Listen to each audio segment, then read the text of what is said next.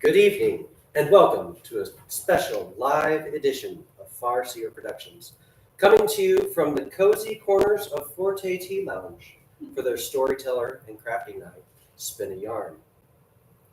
I'm Matthew Antill, and tonight I'll be your narrator, bringing you timeless tales and poetic gems, some strange, some spooky, and some simply beautiful.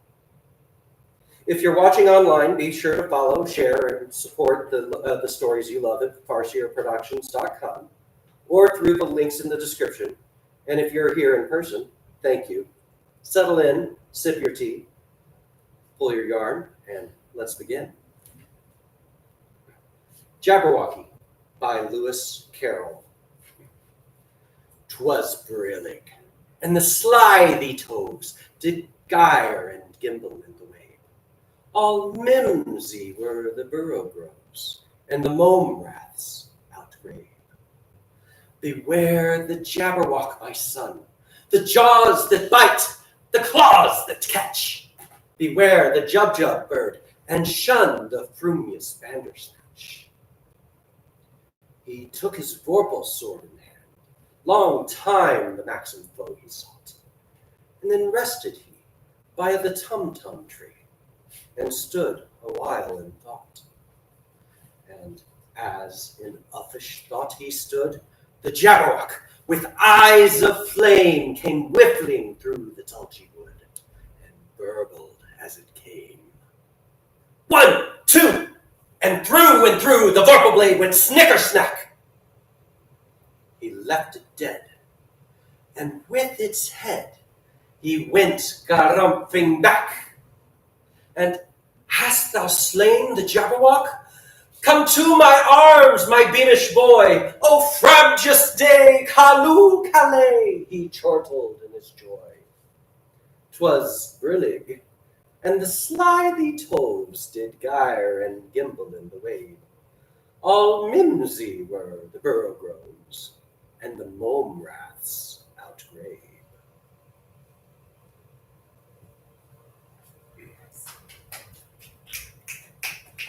We continue with A Haunted House by Virginia Woolf.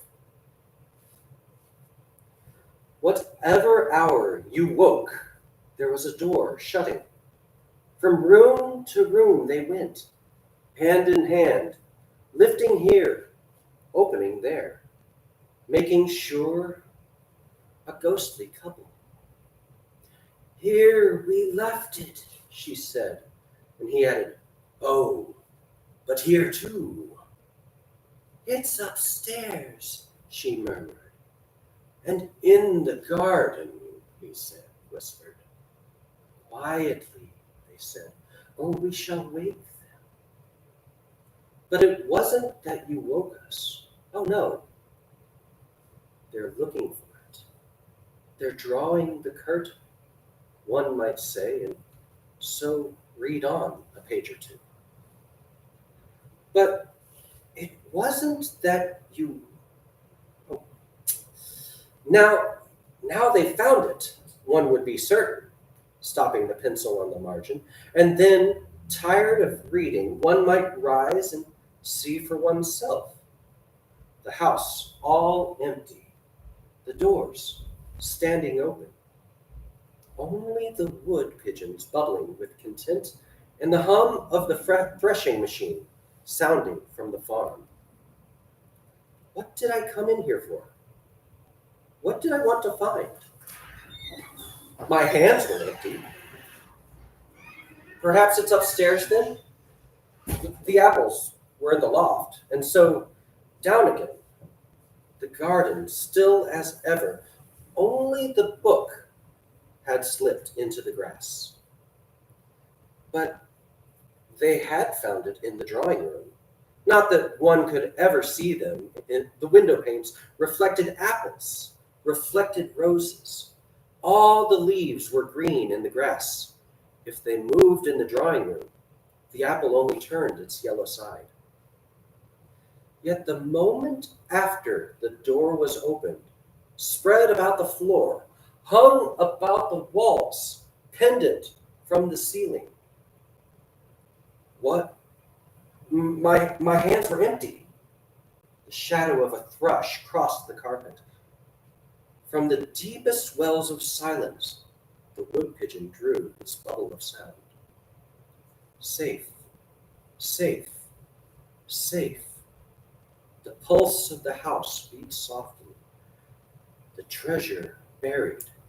The room. The pulse stopped short.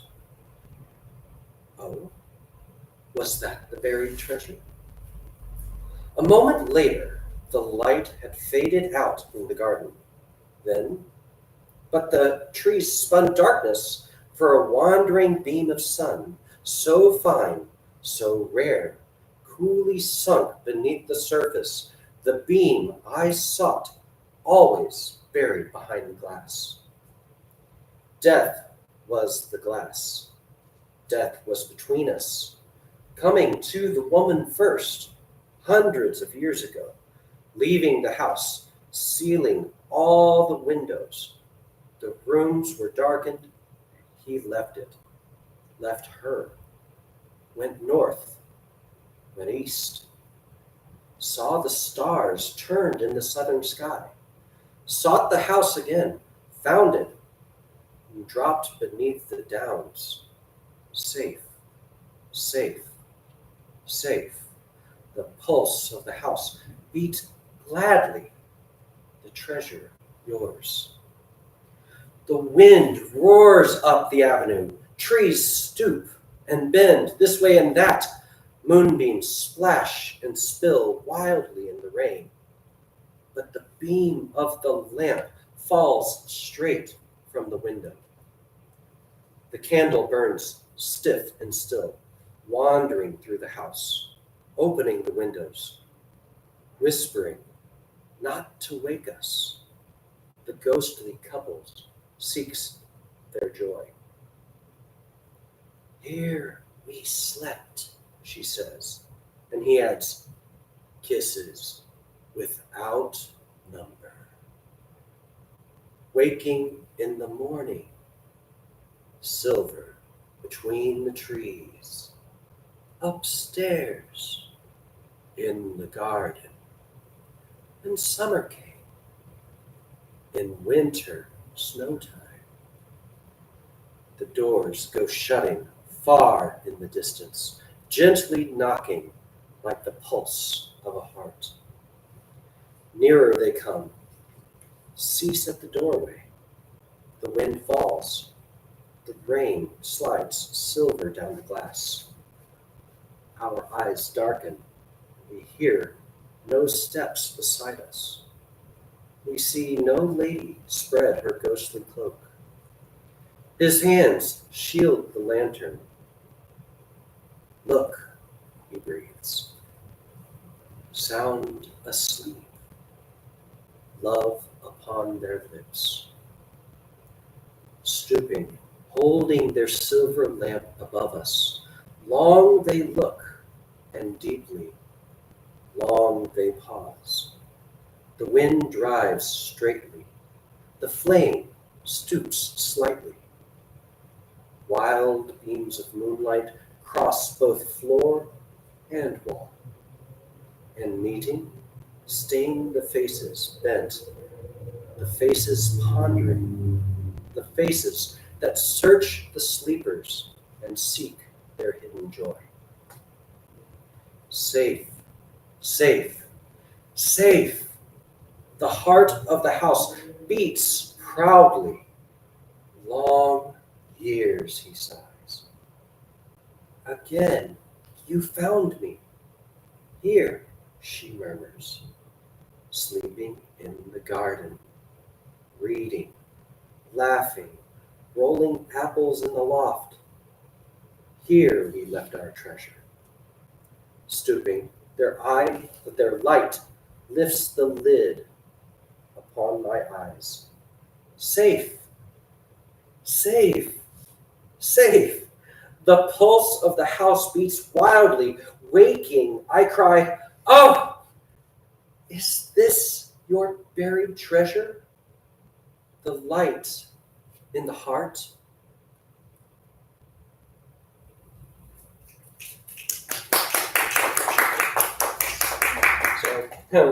With that, yeah, going to take a short break, let everybody refresh their tea. Please feel free to refresh yourselves to your tea, and we will be back in a few minutes. Thank you, Pat. And now we return to our tea and tales. When I Have Fears That I May Cease to Be, by John Keats. When I have fears that I may cease to be, before my pen has gleaned my teeming brain, before high-piled books in correctory hold like rich garners the full ripened grain. When I behold upon the night's starred face huge cloudy symbols of a high romance, and think that I may never live to trace their shadows with the magic hand of chance. And when I feel, fair creature of an hour, that I shall never look upon thee more, never have relish in the fairy power of unreflecting love, then on the shore of the wide world I stand alone and think, till love and fame to nothingness do sink. Thank you. The Telltale Heart by Edgar Allan Poe. True! Nervous, very, very dreadfully nervous I have been, and am. But why will you say that I am mad? The disease had sharpened my senses, not destroyed, not dulled them. Above all was the sense of hearing acute. I heard all things in the heaven and in the earth. I heard many things in hell. How then am I mad? Hearken and observe how healthily, how calmly I can tell you the whole story. It's impossible to say how first the idea entered my brain, but once conceived, it haunted me day and night. Object there was none. Passion, there was none. I loved the old man. He had never wronged me.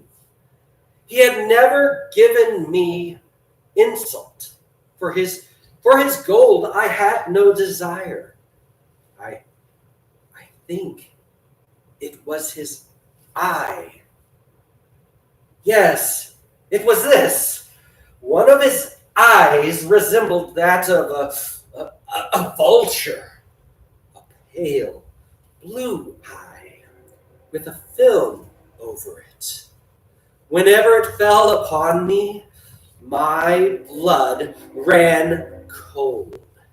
And so by degrees, very gradually, I made up my mind to take the life of the old man, and thus rid myself of the eye forever. Now, this is the point. You fancy me mad. Madmen know nothing.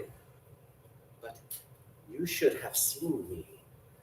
You should have seen how wisely I proceeded, with what caution, with what foresight, with what dissimulation I went to work. I was never kinder to the old man than during the whole week before I killed him. And every night, About midnight, I turned the latch of his door and opened it, oh, so gently.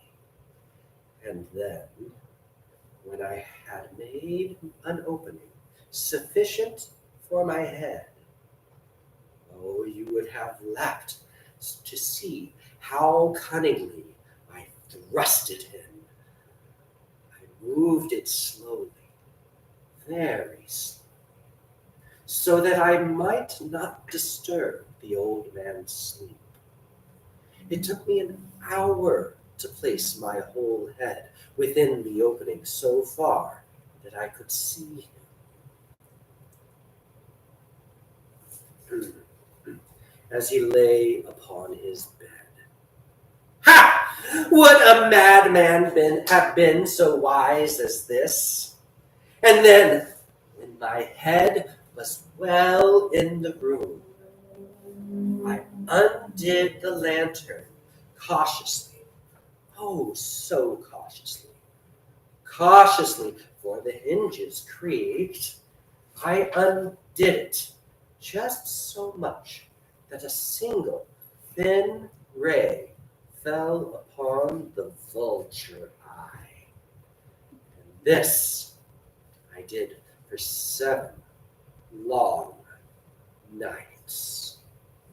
But I found every night just at midnight. But I found the eye always closed. And so it was impossible to do the work, for it was not the old man who vexed me so, but his evil eye. And every morning, when the day broke, I went boldly into the chamber and spoke courageously to him, calling him by name in a hearty tone, inquiring how he passed the night.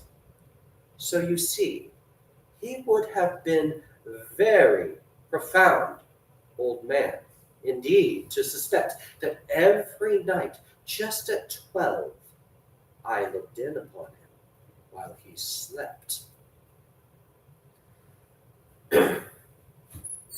Upon the 11th night, I was more than usually cautious in opening the door. A watch's minute hand moves more quickly than mine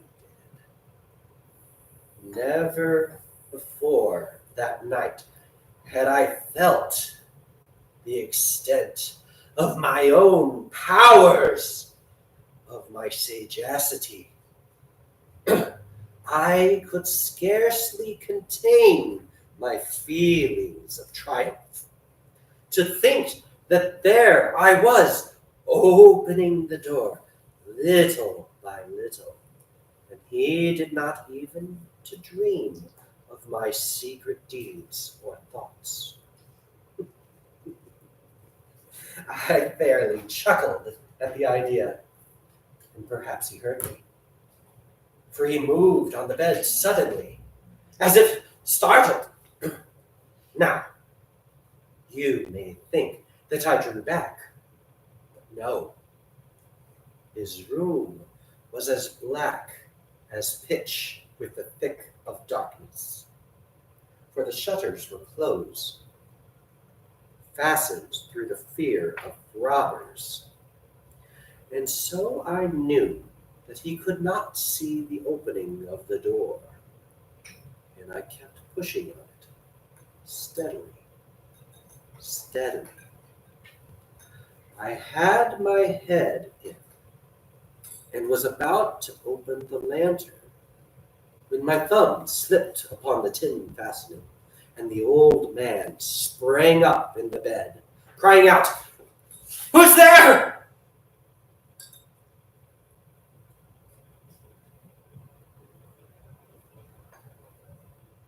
I kept quite still and said nothing. For a whole hour, I did not move a muscle. And in the meantime, I did not hear him lie down. He was still sitting up in the bed listening.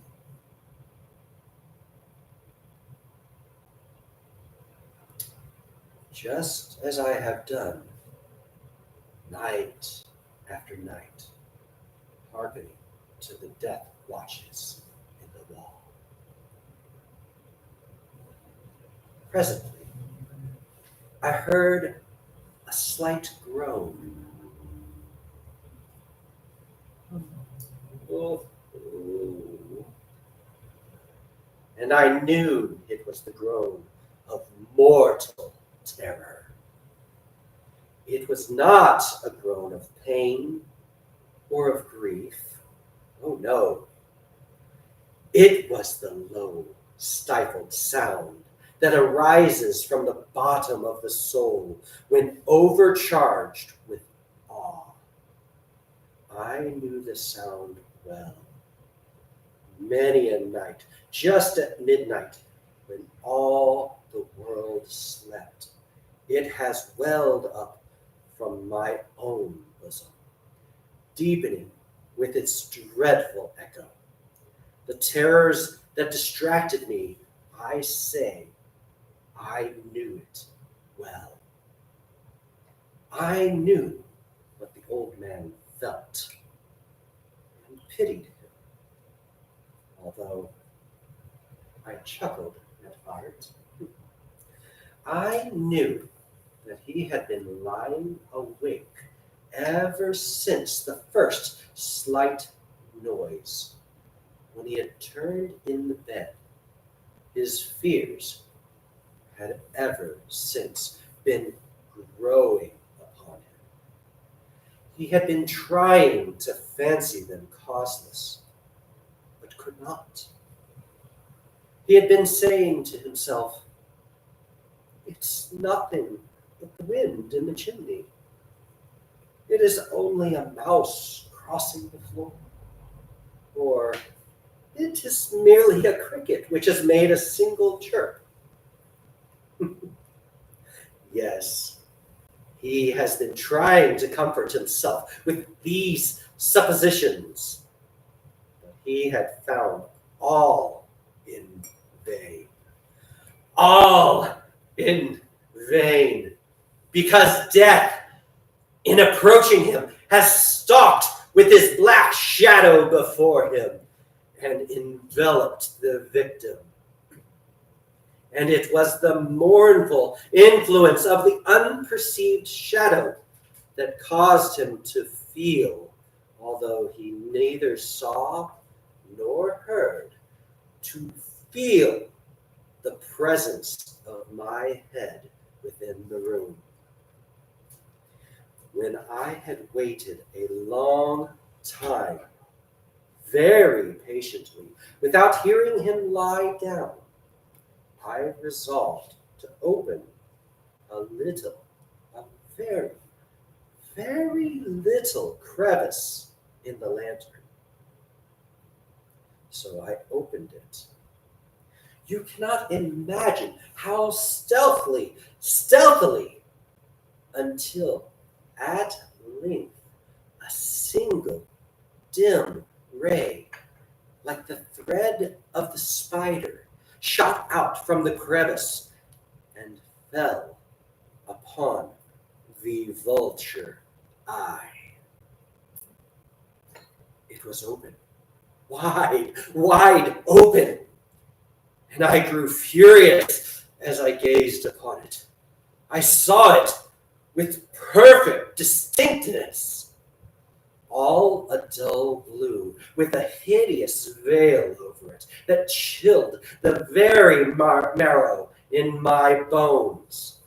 But I could see nothing else of the old man's face or person, for I had directed the ray, as if by instinct, precisely upon the damaged spot.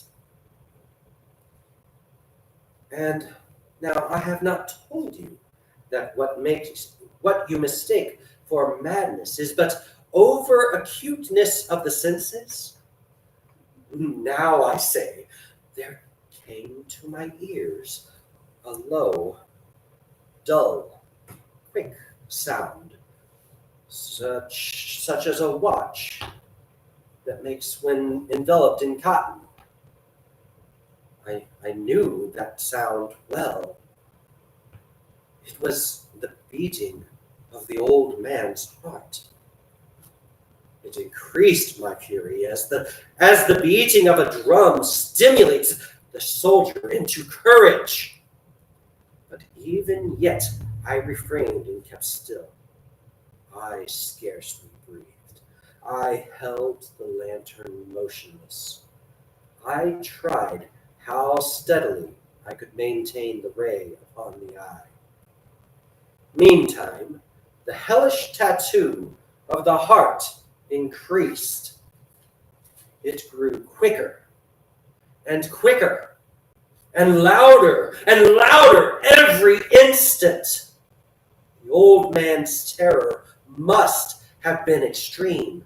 It grew louder, I say, louder every moment. Do you mark me well? I have told you that I am nervous. So I am. And now, at the dead hour of the night, amid the dreadful silence of that old house, so strange a noise as this excited me to an uncontrollable terror. Yet, for some minutes longer, I refrained and stood still. But the beating grew louder. Louder! I thought that the heart must burst. And now a new anxiety seized me. The sound would be heard by a neighbor.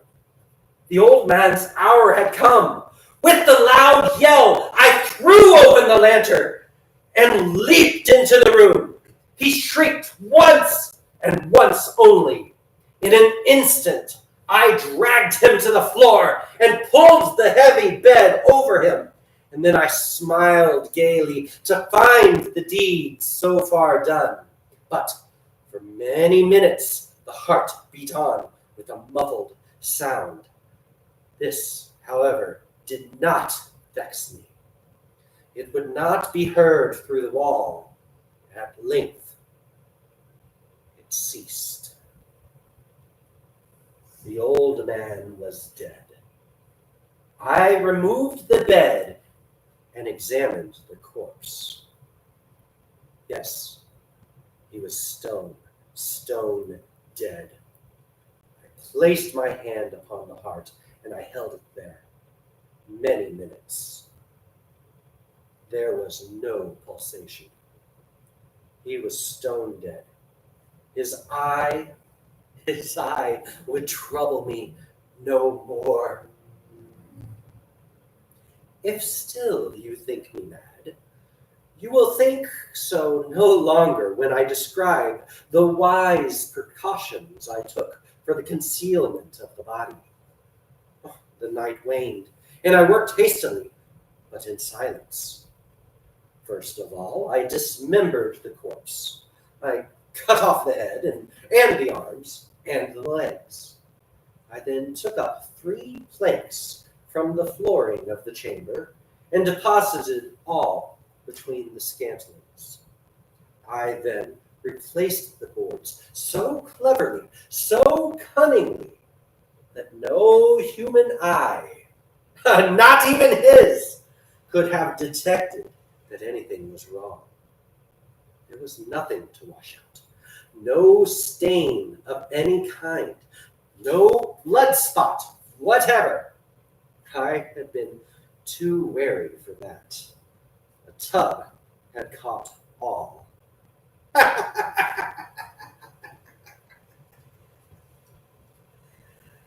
When I had made an end of these labors, it was can't get my watch. 4 o'clock. 4 o'clock. Still, dark as midnight, as the bell sounded the hour, there came a knocking at the street door. I went down to open it with a light heart, for what had I now to fear? There entered 3 men who introduced themselves with perfect suavity as officers of the police. A shriek had been heard by a neighbor during the night. Suspicion of foul play had been aroused. Information had been lodged at the police office, and they, the officers, had been deputed to search the premises. I smiled, for what had I to fear? I bade the gentleman welcome. The shriek, I said, it was my own in a dream. The old man, I mentioned, was absent in the country. I took my visitors all over the house. I bade them search it well. I led them at length to his chambers. I showed them his treasures, secure, undisturbed. In the enthusiasm of my confidence, I brought chairs into the room and desired them here to rest from their fatigues, while I myself, in the wild audacity of my perfect triumph, placed my own seat upon the very spot beneath which reposed the corpse of the victim. The officers were satisfied. My manner had convinced them I was singularly at ease. They sat, and while I answered cheerily, they chatted of familiar things.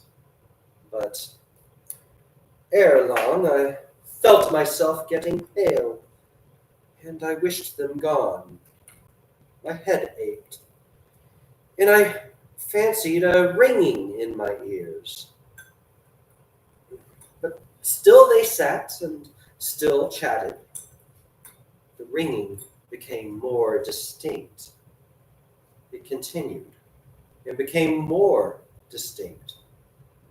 I talked more freely to get rid of the feeling, but it continued and gained definitiveness until at length I found that the noise was not within my ears. No doubt I now grew very pale, but I talked more fluently and with a heightened voice, yet the sound increased. What could I do? It was a low, dull, quick sound, so much such a sound as a watch makes when enveloped in cotton. I gasped for breath, and yet the officers heard it not. I talked more quickly, more vehemently, but the noise steadily increased.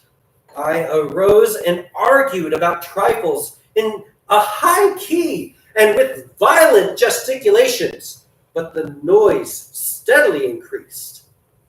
Why would they not be gone? I paced the floor to and fro with heavy strides, as if excited to fury by the observation of the men. But the noise steadily increased. Oh God, what could I do? I foamed. I raved. I swore. I swung the chair upon which I had been sitting and grated it upon the boards. But the noise arose over all and continually increased. It grew louder and louder and louder, and still the men chatted pleasantly and smiled. Was it possible they heard it not? Almighty God, no, no! They heard, they suspected, they knew! They were making a mockery of my horror. This I thought, and this I think, but anything was better than this agony. Anything was more tolerable than this derision. I could bear those hypocritical smiles no longer. I felt I must scream or die. And now, again, hark! Louder! Louder! Louder! Villains, I shrieked, dissemble no more. I admit the deed. Tear up the planks. Here, here.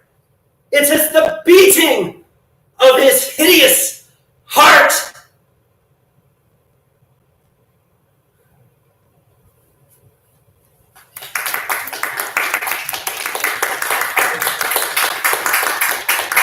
On that note, I'm going to take one more break. All right, we now come to our final set. Ozymandias by Percy Bysshe Shelley. Incidentally, this is the husband of Mary Shelley, who wrote Frankenstein. But he was a great poet and author in his own right. Right.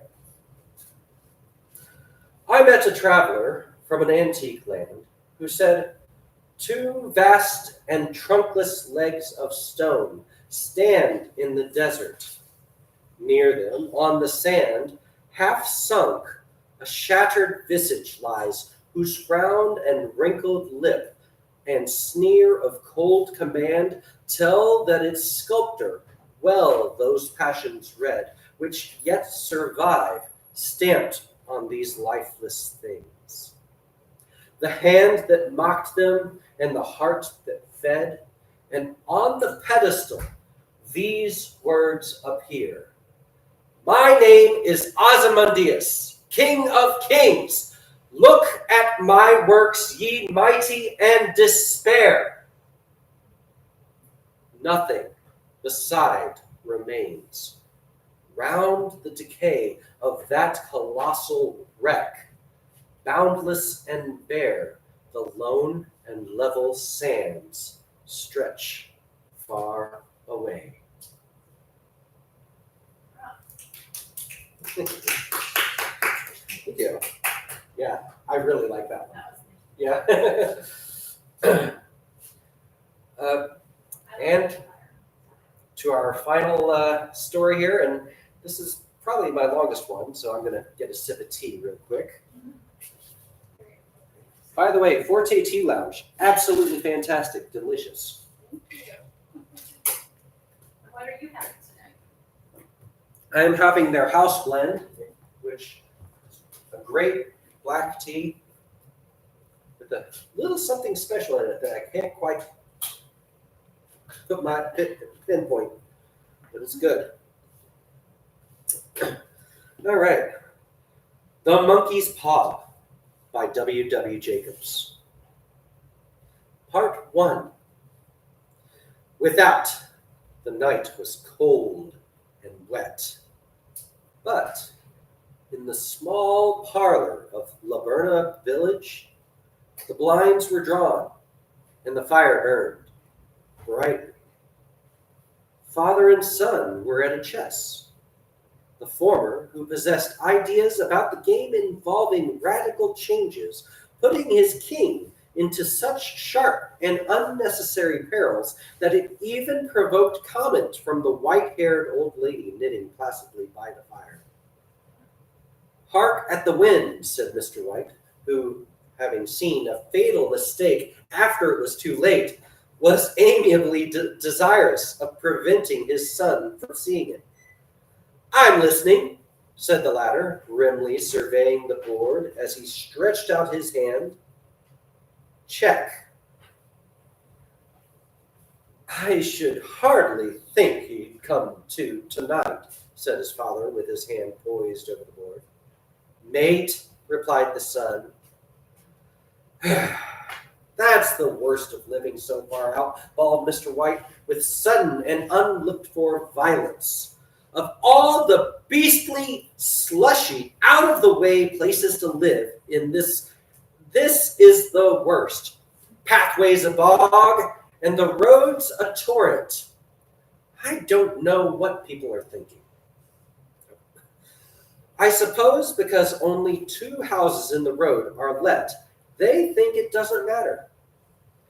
Never mind, dear, said his wife soothingly. Perhaps you'll win the next one.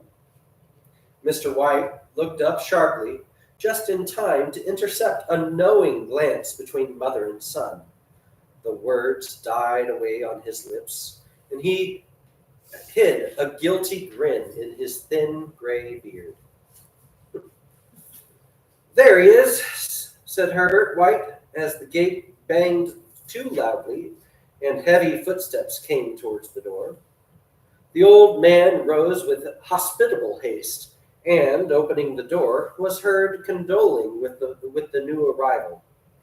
The new arrival also condoled with himself, so that Mrs. White said, "Tut, tut," and coughed gently as her husband entered the room, followed by a tall, burly man, beady of eye and rubicund of visage.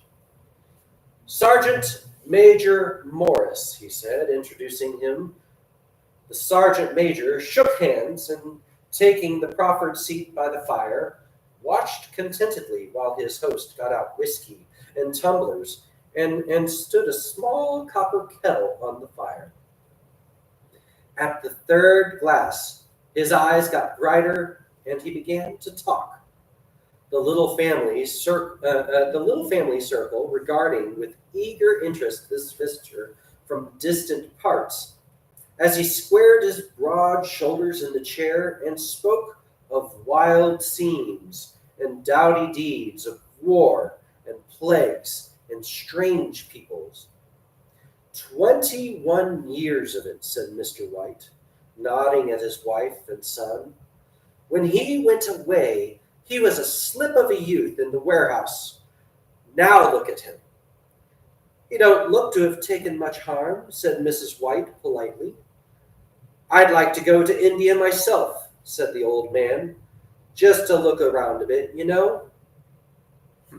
Better where you are, said the sergeant major, shaking his head as he put down the empty glass and, sighing softly, shook it again. I should like to see those old temples and fakirs and jugglers, said the old man. What was that you started telling me the other day about a monkey's paw or something? Morris? Nothing, said the soldier hastily. Leastways, nothing worth hearing about. Wanted to...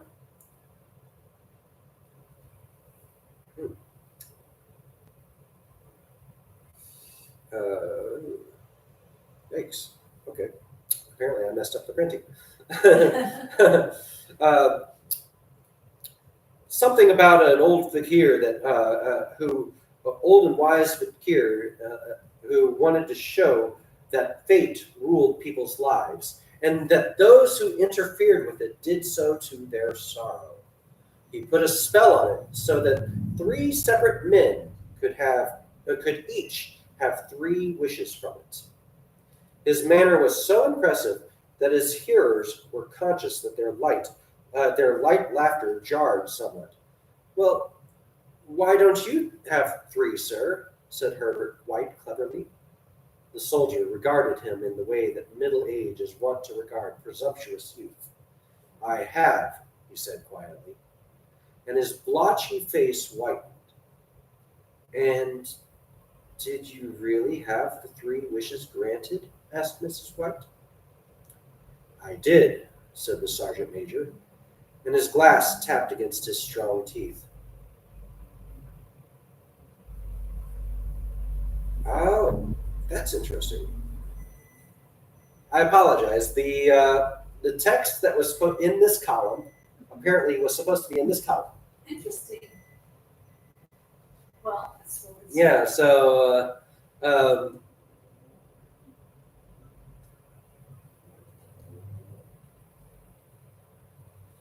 Okay.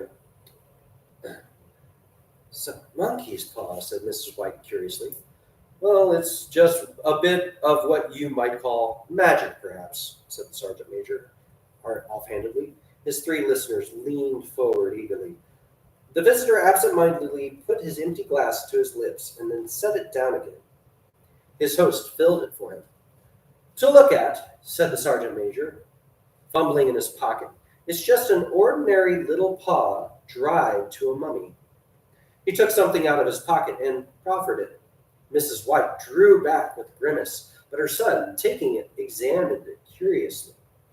And what is there special about it? Inquired Mr. White as he took it from his son, and, having examined it, placed it upon the table. It had a spell put on it by an old fakir, said the sergeant major. A very holy man. He wanted to show that fate ruled people's lives, and that those who interfered with it did so to their sorrow. He put a spell on it so that 3 separate men could each have 3 wishes from it. His manner was so impressive that his hearers were conscious that their light laughter jarred somewhat. Well, why don't you have 3, sir? Said Herbert White cleverly. The soldier regarded him in the way that middle age is wont to regard a presumptuous youth. I have, he said quietly, and his blotchy face whitened. And did you really have the 3 wishes granted? Asked Mrs. White. I did, said the sergeant major, and his glass tapped against his strong teeth.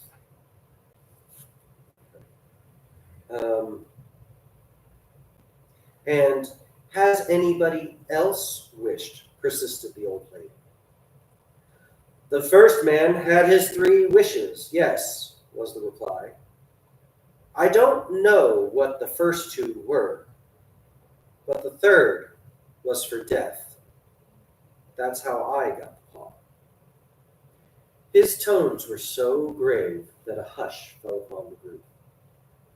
If you've had your 3 wishes, it's no good to you now, then, Morris, said the old man at last. What do you need to keep it for? The old soldier shook his head. Fancy, I suppose, he said slowly. I did have some idea of selling it, but I don't think I will. It has caused enough mischief already. Besides, people won't buy it. They think it's a fairy tale. Some of them, and those who do think anything of it, well, they want to try it first and pay me afterwards. If you could have another 3 wishes, said the old man, eyeing him keenly, would you have them? I don't know, said the other. I don't know. He took the paw, and dangling it between his forefinger and thumb, suddenly threw it upon the fire. White, with a slight cry, stooped down and snatched it off. Better to let it burn, said the soldier solemnly. If you don't want it, Morris, said the other, give it to me. I won't, said his friend doggedly. I threw it on the fire. If you keep it, don't blame me for what happens. Pitch it on the fire again, like a sensible man. The other shook his head and examined his new possession closely. How do you do it? He inquired. Hold it up in your right hand and wish aloud, said the sergeant major. But I warn you of the consequences. Sounds like the Arabian Nights, said Mrs. White, as she rose and began to set the supper. Don't you think you might wish for 4 pairs of hands for me? Her husband drew the talisman from pocket, and then all 3 burst into laughter as the sergeant major, with a look of alarm on his face, caught him by the arm. If you must wish, he said gruffly, wish for something sensible. Mr. White dropped it back in his pocket and, placing chairs, motioned his friend to the table in the business. Now, in the business of supper, the talisman was partially forgotten, and afterwards the three sat listening in an enthralled fashion to a second installment of the soldier's adventures in India. In the tale about the monkey's paw, if the tale about the monkey's paw is not more truthful than those he has been telling us, said Herbert, as the door closed behind their guest, just in time for him to catch the last train, we shan't make much out of it. Did you give him anything for it, father? Inquired Mrs. White, regarding her husband closely. A trifle, said he, coloring slightly. He didn't want it, but I made him take it, and he pressed me again to throw it away. Likely, said Herbert, with pretended horror. Why, we're going to be rich and famous and happy. Wish to be an emperor, father. To begin with, then you can't be henpecked. He darted around the table, pursued by the maligned Mrs. White, who was armed with an antimacassar. Yeah, I always have to look that word up. Mr. White took the paw from his pocket and eyed it dubiously. I don't know what to wish for, and that's a fact, he said slowly. It seems to me I've got all that I want. If you only cleared the house, you'd be quite happy, wouldn't you? Said Herbert, with his hand on his shoulder. Well, wish for 200 pounds. Then that'll just do it. His father, smiling shamefacedly at his own credulity, held up the talisman as his son, with a solemn face somewhat marred by a wink at his mother, sat down at the piano and struck a few impressive chords. I wish for 200 pounds, said the old man distinctly. A fine crash from the piano greeted the words, interrupted by a shuddering cry from the old man. His wife and son ran towards him. It moved, he cried with a glance of disgust at the object as it lay on the floor. As I wished it, it turned in my hands like a snake. Well, I don't see the money, said his son, as he picked it up and placed it on the table. And I bet I never shall. It must have been your fancy, father, said his wife, regarding him anxiously. He shook his head. Never mind, though. There's no harm done. But it gave me a shock all the same. They sat down by the fire again, while the two men finished their pipes. Outside, the wind was higher than ever, and the old man started nervously at the sound of a door banging upstairs. A silence, unusual and depressing, settled upon the three, which lasted until the old couple rose to retire for the night. I expect you'll find the cash tied up in a big bag in the middle of your bed, said Herbert, as he bade them good night, and something horrible squatting up on top of the wardrobe, watching you as you pocket your ill-gotten gains. He sat alone in the darkness, gazing at the fire and seeing faces. The last face was so horrible and so simian that he gazed at it in amazement. It got so vivid that with a little uneasy laugh, he felt on the table for a glass containing a little water so he could throw over it. His hand grasped the monkey's paw, and with a little shiver, he wiped his hand on his coat and went up to bed. Part 2. In the brightness of the wintry sun, next morning, as it streamed over the breakfast table, he laughed at his fears. There was an air of prosaic wholesomeness about the room which it had lacked on the previous night, and the dirty, shriveled little paw was pitched on the sideboard with a carelessness which betokened no great belief in its virtues. I suppose all old soldiers are the same, said Mrs. White. The idea of our listening to such nonsense How could wishes be granted in these days? And if they could, how could 200 pounds hurt you, father? Might drop it on his head from the sky, said the frivolous Herbert. Morris said the things happened so naturally, said his father, that you might, if you so wished, attribute it to coincidence. Well, don't break into the money before I come back, said Herbert, as he rose from the table. I'm afraid it'll turn you into a mean, audacious man, and we shall have to drown you. His mother laughed, and following him to the door, watched him down the road, returning to the breakfast table, was very happy at the expense of her husband's credulity. All of which did not prevent her from scurrying to the door at the postman's knock, nor prevent her from referring somewhat shortly to retired sergeant majors of bibulous habits when she found that the post brought a tailor's bill. You thought it did, said the old lady soothingly. I say it did, replied the other. There was no thought about it. I had just... What's the matter? His wife made no reply. She was watching the mysterious movements of a man outside, who, peering in an undecided fashion at the house, appeared to be trying to make up his mind to enter. In mental connection with the 200 pounds, she noticed that the stranger was well dressed and wore a silk hat of glossy newness.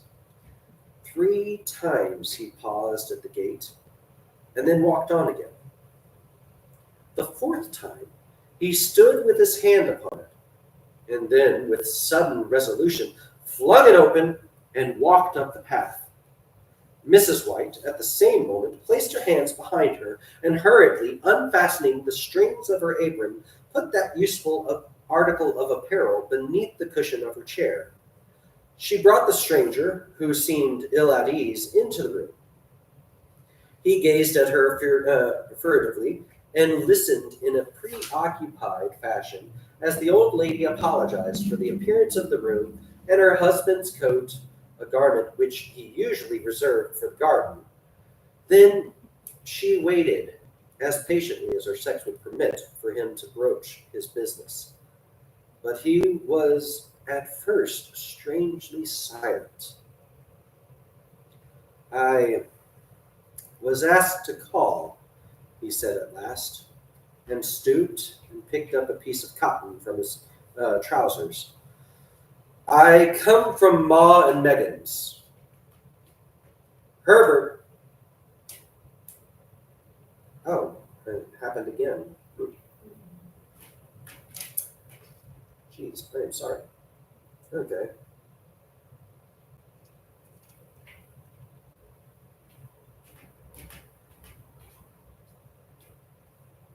There we go.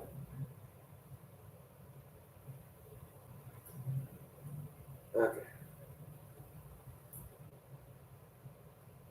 Yeah. I come from Ma and Megan's.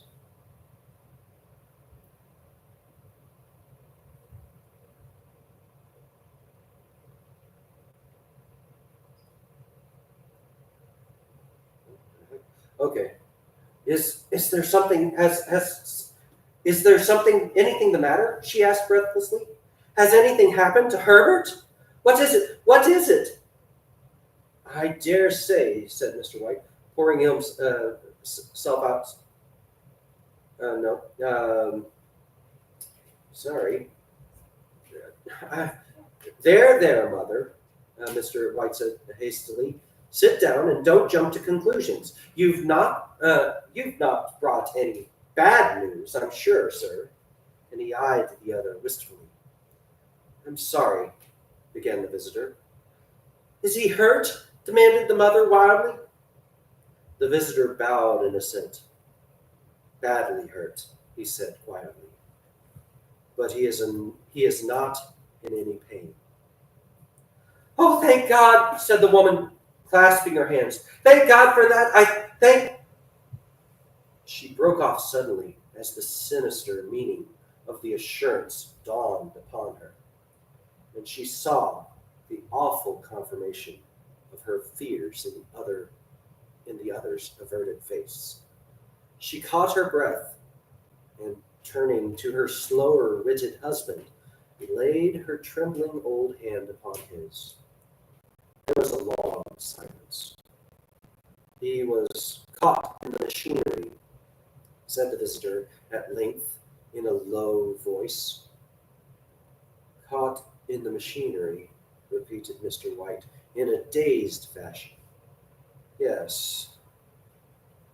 He sat staring blankly out the window, and taking his wife's hand between his own, pressed it as he had been wont to do in their old courting days nearly 40 years before. He was the only one left to us, he said, turning gently to the visitor. It is hard. The other coughed and, rising, walked slowly to the window. The firm wished me to convey their sincere sympathy with you in your great loss, he said, without looking round. I beg that you will understand I am only their servant and merely obeying orders. There was no reply. The old woman's face was white, her eyes staring, and her breath inaudible. On her husband's face was a look such as his friend the sergeant might have carried into his first action. I was to say that Ma and Megan's disclaim all responsibility, continued the other. They admit no liability at all, but in consideration of your son's services, they wish to present you with a certain sum as compensation. Mr. White dropped his wife's hand and, rising to his feet, gazed with a look of horror at his visitor. His dry lips shaped the words, "How much?" £200 was the answer. Unconscious of his wife's shriek, the old man smiled faintly, and put out his hands like a sightless man, and dropped a senseless heap to the floor. Part 3. In the huge new cemetery, some 2 miles distant, the old people buried their dead and came back to a house steeped in shadow and silence. It was all over so quickly that at first they could hardly realize it, and remained in a state of expectation, as if something else to happen, something else which was to lighten this load too heavy for old hearts to bear. But the days passed, and expectation gave place to resignation, the hopeless resignation of the old, sometimes miscalled apathy. Sometimes they hardly exchanged a word, for now they had nothing to talk about, and their days were long to weariness. It was about a week after that the old man, waking suddenly in the night, stretched out his hand and found himself alone. The room was in darkness, and the sound of subdued weeping came from the window. He raised himself in bed and listened. "Come back," he said timidly. "You will be cold." "It is colder for my son," said the old woman, and she wept afresh. The sound of her sobs died away on his ears. The bed was warm, and his eyes heavy with sleep. He dozed fitfully, and then slept, until a sudden wild cry from his wife awoke him with a start. "The paw!" she cried wildly. "The monkey's paw!" He started up in alarm. Where is it?" "What's the matter?" She came stumbling across the room towards him. I want it, she said quietly. You've not destroyed it? It's in the parlor on the bracket, he replied, marveling. Why? She cried and laughed together and, bending over, kissed his cheek. I only just thought of it, she said, hysterically. Why didn't I think of it before? Why didn't you think of it? Think of what? He questioned. The other 2 wishes, she replied rapidly. We've only had one. Was not that enough? He demanded fiercely. No, she cried triumphantly. We'll have one more. Go down and get it quickly and wish our boy alive again. The man sat up in bed and flung the bedclothes from his quaking limbs. Good God, you are mad, he cried aghast. Get it, she panted. Get it quickly and wish. Oh, my boy, my boy. Her husband struck a match and lit the candle. Get back to bed, he said unsteadily. You don't know what you are saying. We had the first wish granted, said the old woman feverishly. Why not the second? A coincidence, stammered the man. Go and get it and wish, cried his wife, quivering with excitement. The old man turned and regarded her, and his voice shook. He has been dead 10 days. And besides, I would not tell you else, but I could only recognize him by his clothing. If he was too terrible for you to see then, how now? Bring him back, cried the old woman, and dragged him to the door. Do you think I fear the child I have nursed? He went down in the darkness and felt his way to the parlor, and then to the mantelpiece. The talisman was in its place, and a horrible fear that the unspoken wish might bring his mutilated son before him ere he could escape the room seized upon him, and he caught his breath as he found that he had lost the direction of the door. His brow cold with sweat, he felt his way around the table and groped along the wall until he found himself in the small passage with the unwholesome thing in his hand. Even his wife's face seemed changed as he entered the room. It was white and expectant, and to his fears seemed to have an unnatural look upon it. He was afraid of her. Wish, she cried in a strong voice. It is foolish and wicked, he faltered. Wish, repeated his wife. He raised his hand. I wish my son alive again. The talisman fell to the floor, and he regarded it fearfully, then sank trembling into a chair as the old woman with burning eyes walked to the window and raised the blind. He sat until he was chilled with the cold, glancing occasionally at the figure of the old woman peering through the window.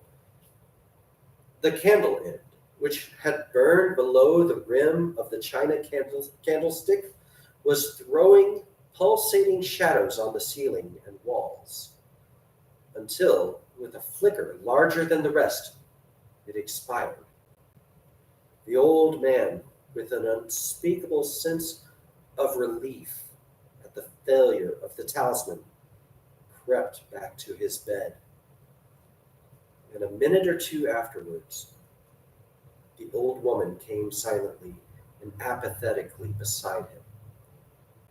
Neither spoke, but lay silently listening to the ticking of a clock. A stair creaked, and a squeaky mouse scurried noisily through the wall. The darkness was oppressive, and after lying for some time, screwing up his courage, he took the box of matches and, striking one, went downstairs for a candle.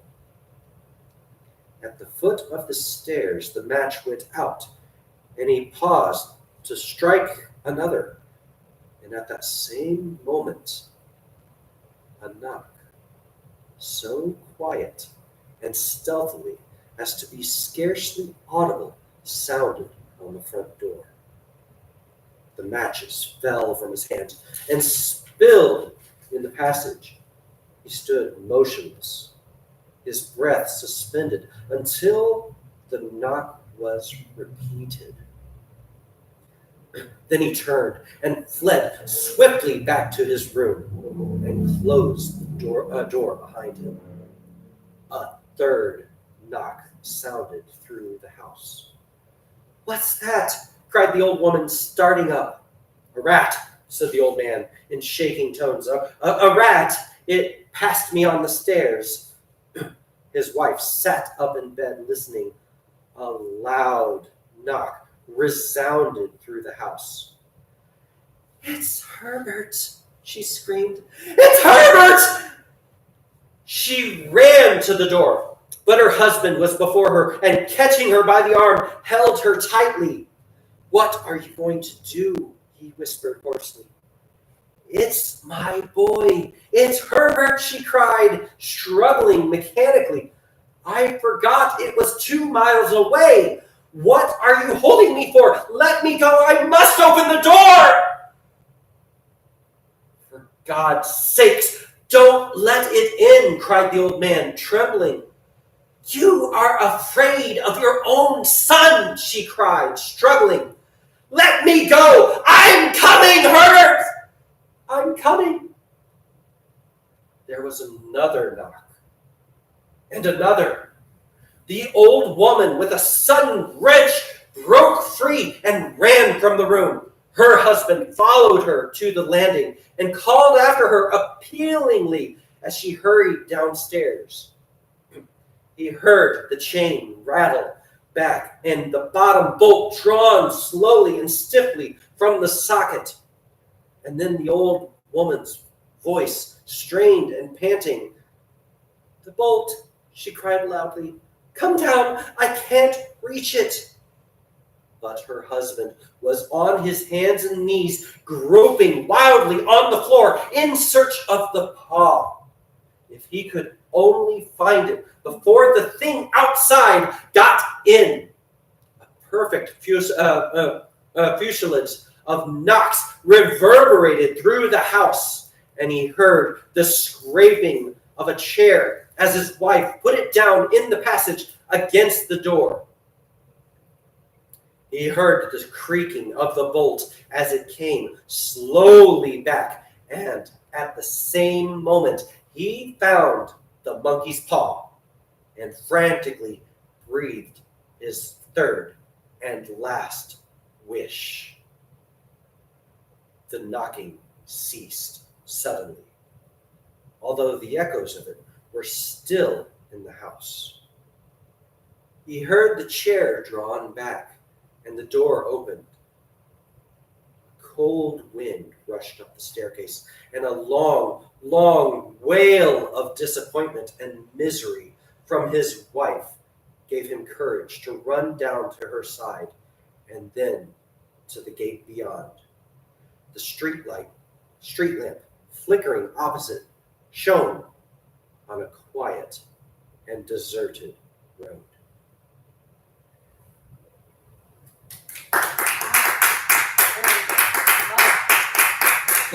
Thank you for listening to Farseer Productions, and a special thanks to Tony and the Forte Tea Lounge. Now, if you enjoyed this narration, please consider supporting future readings at buymeacoffee.com/Farseer Productions. Follow me on YouTube, TikTok, Instagram, and Spotify for more classic stories brought to life. Until next time, may the past speak clearly.